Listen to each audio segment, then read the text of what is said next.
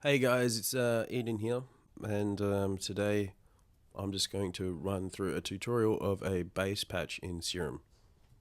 It's actually one that I used for one of my drum and bass songs, and sounds like this.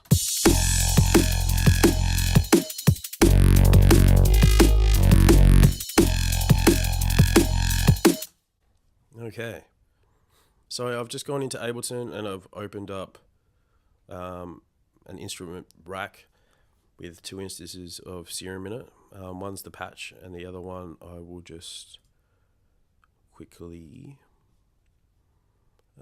load a blank preset. So we'll get the patch up here. Okay, so we're just going to copy pretty much from the left to the right, and I'll talk you through it as I do it. So I started with, I'll just solo this.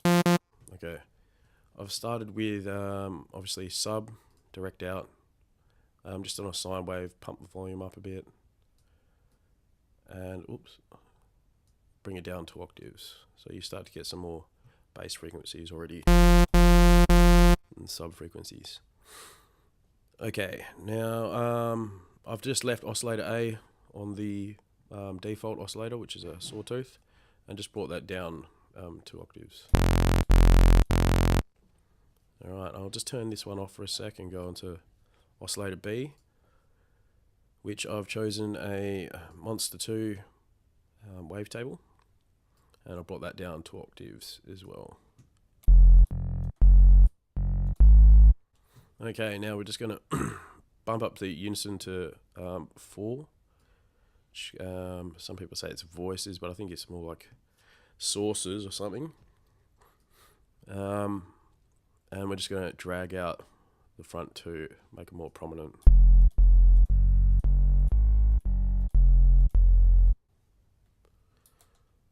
Okay. Wrong octave. There we go.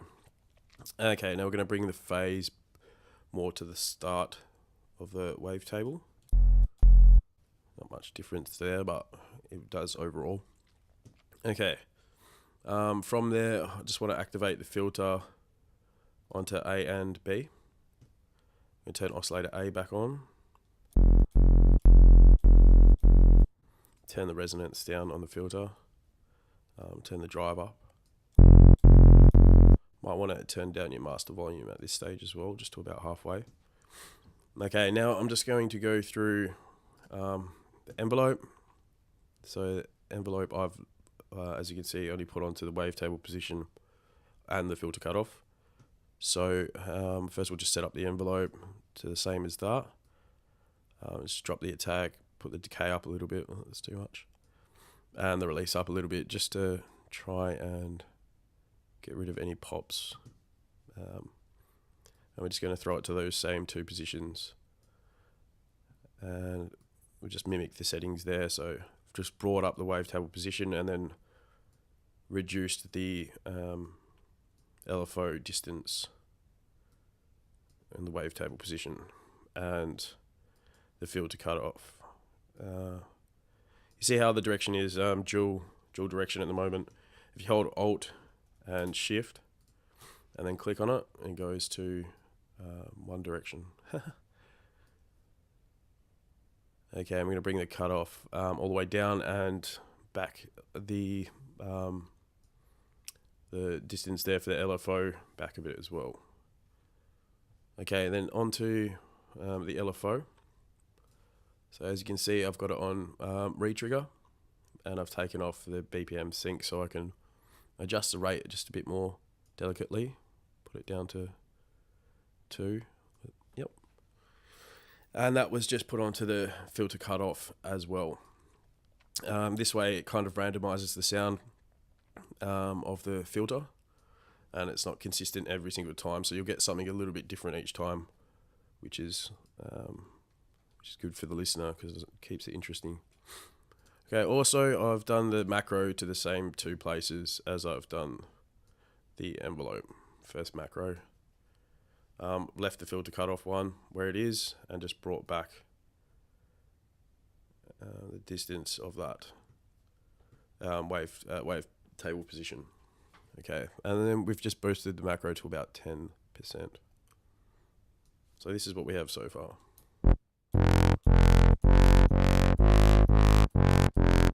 All right, so over to the effects. First with the compressor, drag that to the top. Activate the multiband and just drag down the threshold down to about 10-ish, minus 10 dB. This really starts to bring out a lot of the frequencies that you couldn't hear, especially in the top end, and it gives it a bit more, it makes it sound a bit more chunky. Now with the EQ, I've pretty much done a standard EQ for a growl, which is 2 notches. So we drag the gain down on both, put the Q up a little bit, so you're not taking out too much of the sound on both. And then put the LFO onto both frequencies and drag them to pretty much meet each other, so they're opposing each other. So this is what it sounds like. Okay, and then onto reverb, because we need a little bit at the end of this sound, because it doesn't really, ends pretty abruptly at the moment. So I'm going to bring the size down,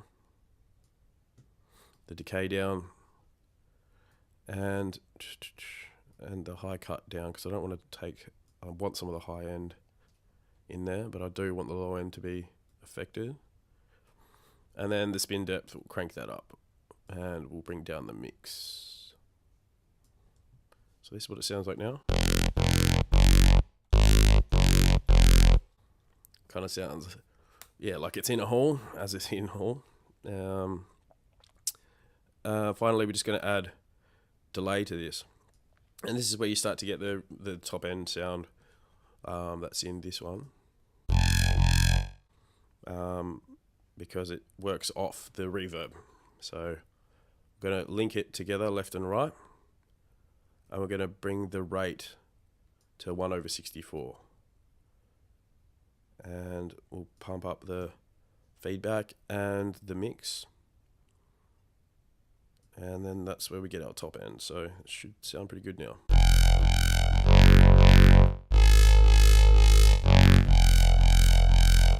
So I'll A-B it for you without it,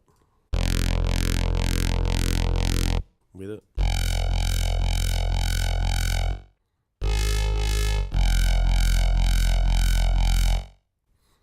Yeah, so that's, in a nutshell, that's the patch that I've done.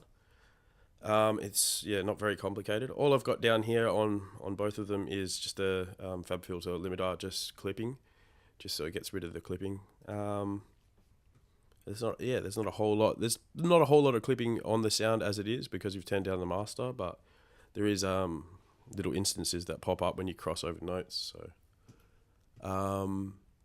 yeah, I'll give you a listen to it, the original sound.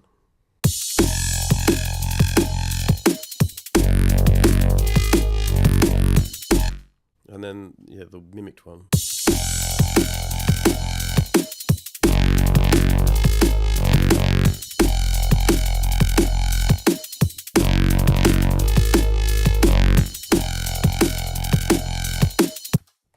Yeah, so there we have it. It's probably the sub volume needed to go up a bit more.